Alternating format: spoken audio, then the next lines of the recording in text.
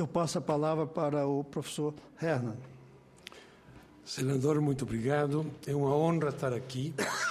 É uma honra compartilhar a mesa com esses QIs que estão aqui. E depois das apresentações anteriores, quizá eu não deveria falar nada, porque praticamente tudo foi dito. Mas, por costume, eu vou colocar alguns pontos que quizá não foram analisados antes. Mas antes disso, eu quero dar 3 recados. Lembrando aquilo que o senador Assis perguntou, no ano passado o FNDCT tem um orçamento da ordem de 6,5 bilhões de reais. Quando se tira para esse ano a contribuição do CT Petro, sobram 3,8 bilhões de reais, e dos quais 1,1 bilhões de reais são retirados do FNDCT para cobrir, sem dinheiro novo, o programa Ciências Sem Fronteiras. Essa é a conta, é uma conta simples. O segundo recado que eu quero dar, e eu lamento que o senador tivesse saído, mas eu vou dar de todo jeito, porque senão acabam meus 15 minutos, que o ITA, como o professor Jorge Guimarães colocou, é muito especial. E eu acho que todos nós temos que nos perguntar se é um acaso que o ITA seja muito especial e 40% dos alunos foram para Ciências Sem Fronteiras, num dos únicos institutos de ensino superior onde o reitor não é eleito. Eu acho que tem que ser dito isso, tá? Isso não acontece por acaso.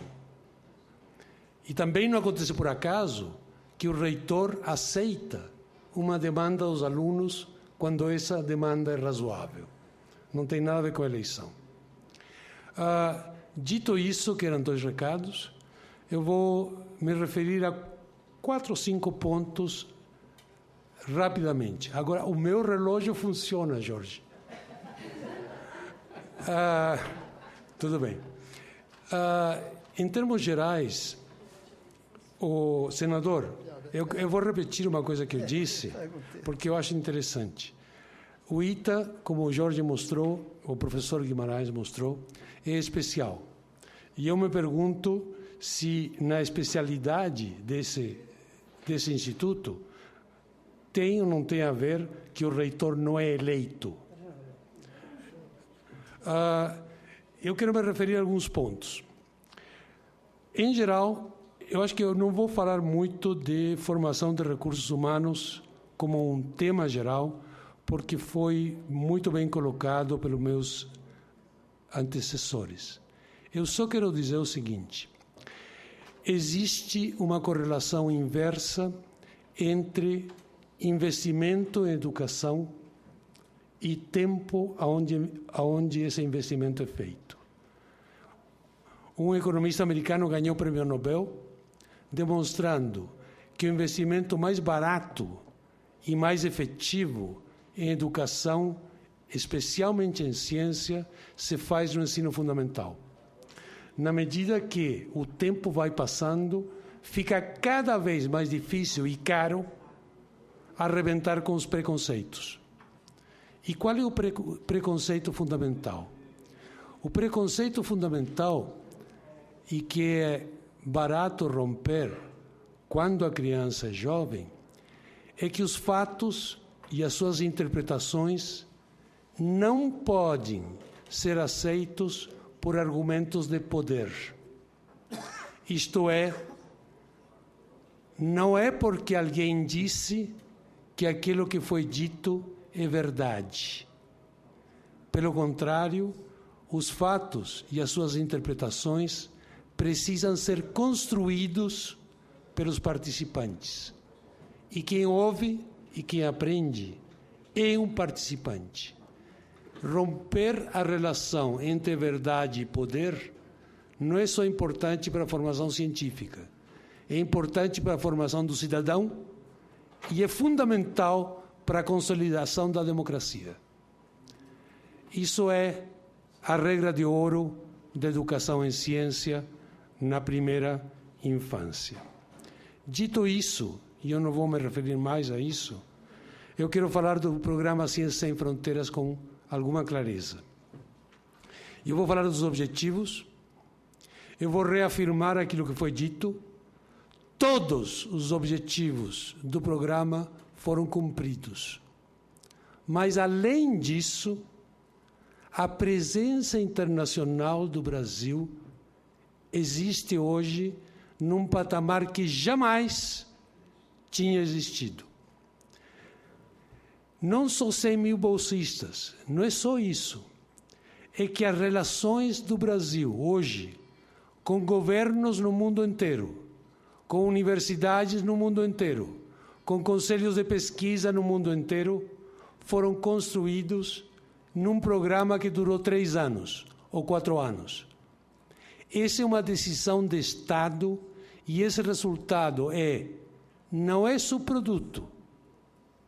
É possível que sequer tivesse sido pensado, mas, do meu ponto de vista, é um dos resultados mais importantes, além de tudo aquilo que o professor Guimarães disse.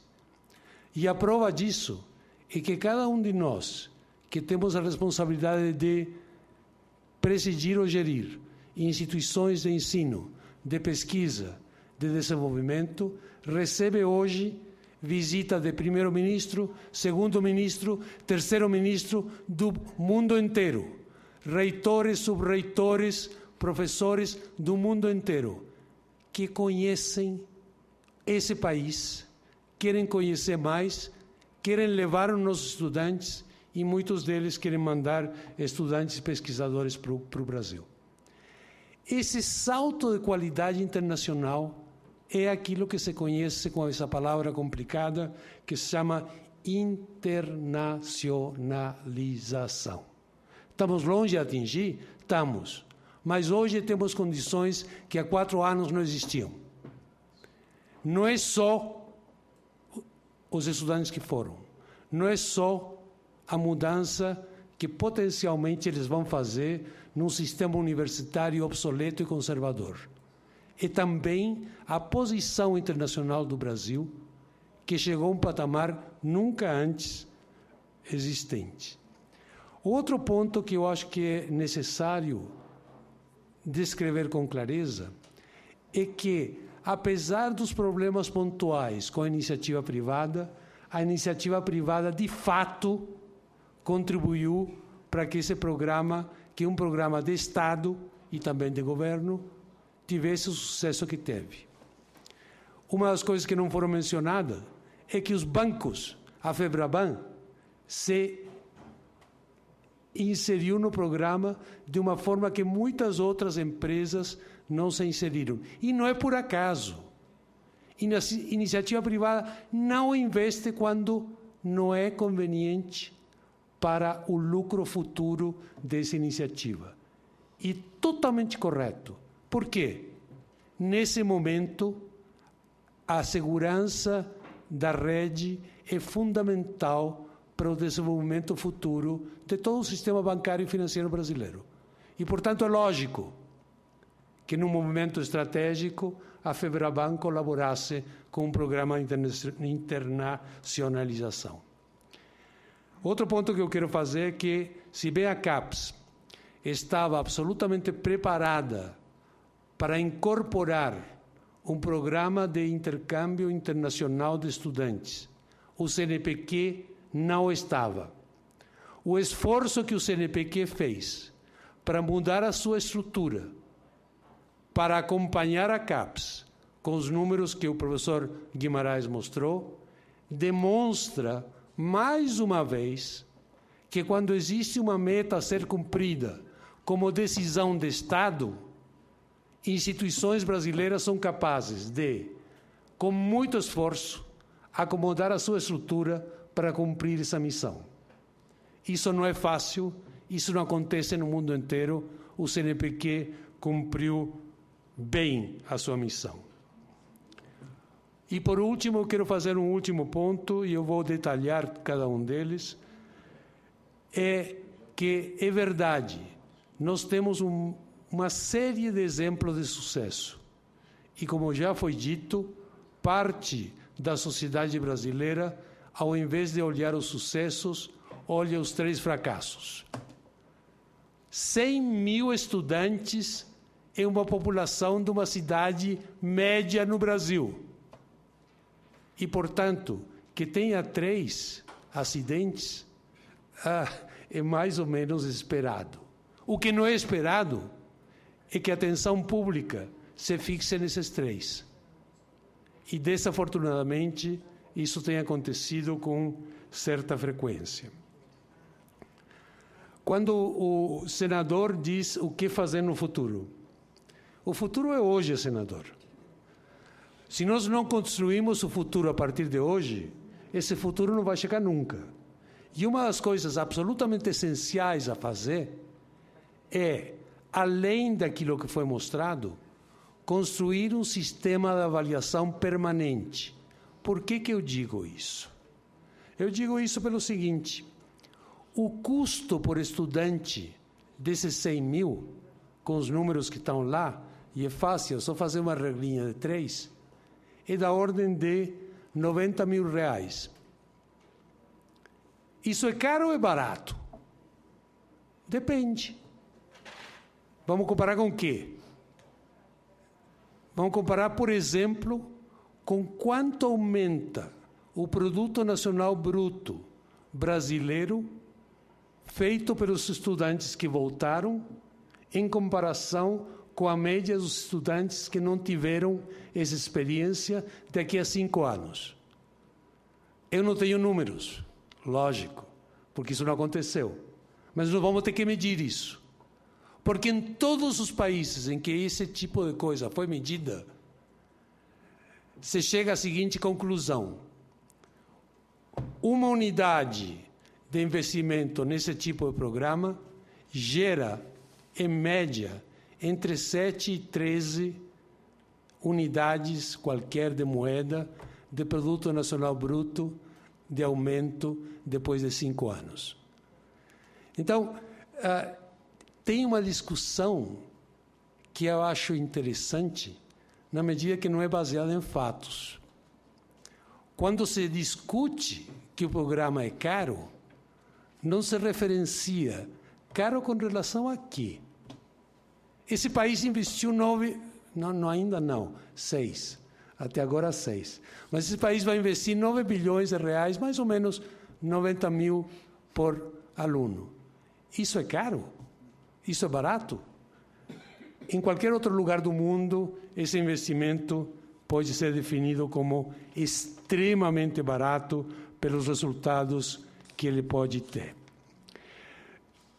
Uma outra questão que eu quero tocar rapidamente se refere a uma questão que também tem dado algum barulho na imprensa.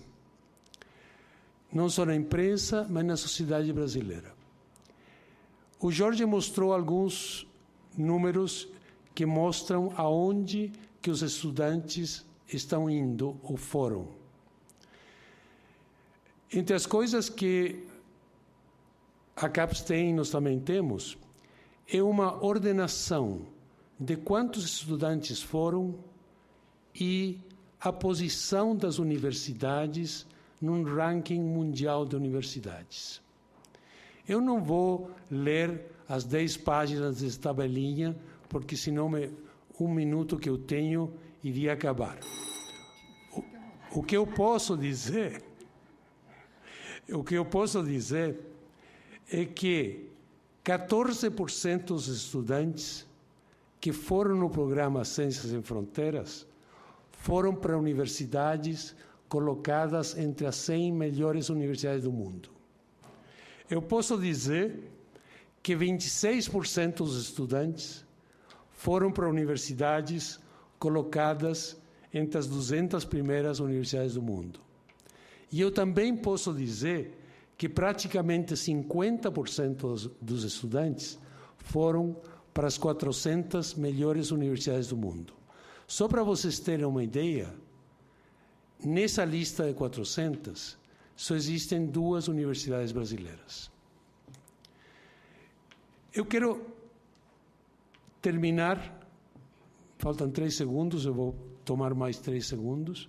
Eu quero terminar dizendo o seguinte, e respondendo de alguma forma às questões que o senador levantou.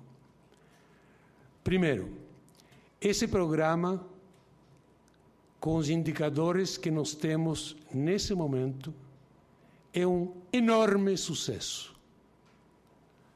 Esse programa precisa ter uma avaliação continuada para demonstrar para a sociedade que pagou o programa que esse investimento foi bem sucedido.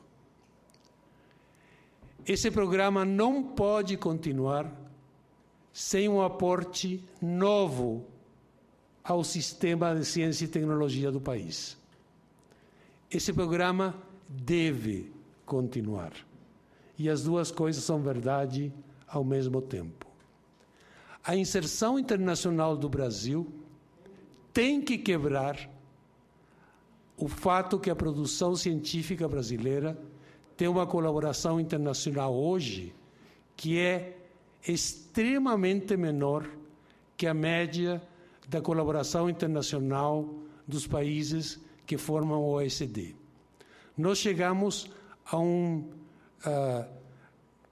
ponto crítico, há 2 anos atrás, em que somente 24% das publicações brasileiras tinham colaboração internacional. A média na OECD está chegando perto de 60%. Eu não tenho nenhuma dúvida que, a partir dos resultados desse programa, essas percentagens vão aumentar, porque é uma coisa óbvia. E também é óbvio que culturas diferentes, quando olham juntas o mesmo problema, jamais somam, sempre multiplicam. E é isso que está acontecendo crescentemente, não só com os estudantes de graduação, mas com os milhares de doutorados plenos, doutorados sanduíches, pós-doutores, visitantes estrangeiros que nesse momento esse país está recebendo. Eu queria terminar agradecendo a possibilidade de estar no Senado e colocando o CNPq ao inteiro dispor da sua comissão, senador, e do Senado em geral, para continuar discutindo esses temas. Eu quero adicionar que como diminuir a dificuldade de fazer ciência no país é um tema que está sendo discutido no Ministério hoje. E certamente, daqui a pouco tempo, teremos uma listagem muito precisa de o que tem que ser feito do ponto de vista legislativo, o que poderia ser feito a nível dos órgãos de controle, para evitar que a gente siga trabalhando e tendo um resultado muito menor que nosso esforço. Com relação à pesquisa nas empresas, eu acho que existia, em algum momento, uma diferença e uma distância entre aquilo que é o sistema de ciência e tecnologia e aquilo que é pesquisa e desenvolvimento da empresa. Agora, em todos os países que estavam no primeiro gráfico do professor Jorge Guimarães, a formação bruta de capital fixo aumenta ano a ano. No Brasil, a formação bruta de capital fixo tem diminuído vertiginosamente nos últimos 4 anos. E existe uma correlação direta entre investimento em pesquisa e desenvolvimento e formação bruta de capital fixo. Não se pode esperar que, numa economia onde esse número é descendente, tenhamos um aumento de pesquisa e desenvolvimento nas empresas. Não é que todo mundo é bonzinho, mas não dá para esperar que um sistema que visa lucro queira diminuir seu lucro quando não pode ter sequer força para a formação bruta de capital fixo. Eu acho que a posição, claro, de aumentar a percentagem de investimento em ciência e tecnologia para 2% é um desejo global de toda a comunidade científica e também de parte da comunidade empresarial brasileira. A realidade é que o Estado, o fundo público, pode aumentar um pouco. O que tem que aumentar significativamente é o investimento privado. E enquanto a formação bruta de capital fixo não aumente, dificulta que isso aumente. Eu quero terminar finalmente dizendo que eu agradeço e eu me coloco ao inteiro dispor e eu acho que essa é uma oportunidade única para discutir esse e qualquer outro ponto que o senador queira colocar. Obrigado.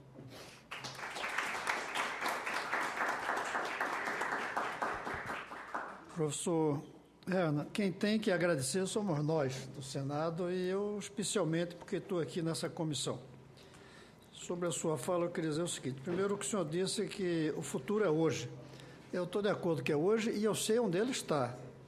Ele está na cabeça das crianças aí com 5 anos de idade. Ou seja, é hoje e na cabecinha dessas crianças que a gente tem que preparar. Podia até ir mais para trás. E aí fica a pergunta, que a gente talvez não responda aqui, mas eu vou explorar vocês. Muito obrigado por dizer que o CNPq está à disposição da gente para refletir. Como é que nós vamos inventar cientistas lá nessas criancinhas de 5 anos de idade? Como é que a gente vai fazer com que o processo educacional chegue até que a gente possa ter, no Ciências Sem Fronteiras, não apenas esses 70 mil, 100 mil, mas 100 mil escolhidos entre todos os cérebros do Brasil, e não apenas entre os 40% que terminam o ensino médio. Mas eu estou querendo que todos terminem mesmo, não é criar cotas para ser sem fronteira entre aqueles que não terminaram o ensino médio. Então, esse é o grande desafio. O Isaac falou e eu quero continuar explorando isso. Esse encontro que eu disse, eu acho que eu não disse onde foi, com os meninos de Ciências Fronteiras, foi em Columbia University, foi em Nova York. E eu reclamei muito dos empresários, mas devo dizer que quem pagou a viagem foi um grupo de empresários, porque eu tenho mais medo de quem paga minhas viagens do que da formação do piloto que me leva. Eu acho muito mais perigoso quem paga. Até porque o piloto está ali e corre o mesmo risco que eu, e quem paga não corre risco. E eles me mostraram a lista das 5 empresas, Banco Safra, Banco Pactual, Ambev, não lembro mais quais, mas eles pagaram. Lá, é isso que eu queria falar. Uma das palestras foi do Nicoleles. E o Nicoleles mostrou uma coisa que eu confesso que, apesar de toda a dimensão, eu fiquei surpreso. O programa dele, isso não vai entrar aqui na nossa conversa, nem vou perguntar sobre isso, mas o programa dele em Natal tem, desde uma maternidade, ele colocou. Ou seja, ele coloca a ideia de preparar desde aquela idade, o que realmente tem para mim um problema, porque não são aquelas crianças que vão virar cientistas. Aí a gente estaria programando, e isso eu não acredito que a gente faça, nem que seja bom. Mas, de qualquer maneira, eu achei interessante que, dentro do sistema que ele cria, até a última fase de pensamento relacionado à neurociência, está a educação de base. Então, esse é o que a gente, a meu ver, precisa trabalhar, além de tudo de bom que está acontecendo. Sobre o reitor, eu quero dizer que eu fui eleito diretamente. Já naquela época, eu escrevia de que a experiência da eleição direta de reitor tem que ser provisória. É um período, porque a gente precisava dar uma balançada na universidade. E 20 anos depois, 30 anos depois, eu creio que está absolutamente superada essa ideia de que a eleição escolhe os melhores reitores. Tem que ter uma boa relação com a comunidade, claro. Como na educação de base, a gente precisa ter diretores que convivam bem com os seus colegas, com as crianças, com as famílias. A minha proposta para a escola de base é criar escolas de gestores, formar gestores. Quem tiver o diploma pode se candidatar e é eleito pelos seus pares. mas não uma eleição solta. Eu creio que para reitor a gente precisa discutir. Se faz como algumas universidades americanas, que através do caça de cabeças, como se diz, ou outra maneira. Mas está na hora de termos um método diferente, da pura e simples eleição direta, especialmente com aquilo que eu sempre critiquei, que é a mágica da paridade. Porque aí eu até sempre provoquei, eu prefiro um voto direto, porque aluno é menos corporativo do que professor e de que servidor. Mas tem que encontrar uma maneira. Isso faz parte do que a gente quer fazer aqui, é um dos itens nessa ideia de como criar um sistema nacional, que eu tive a ousadia de preparar essa proposta aqui, com a cooperação de algumas pessoas, embora com a minha responsabilidade. Eu vou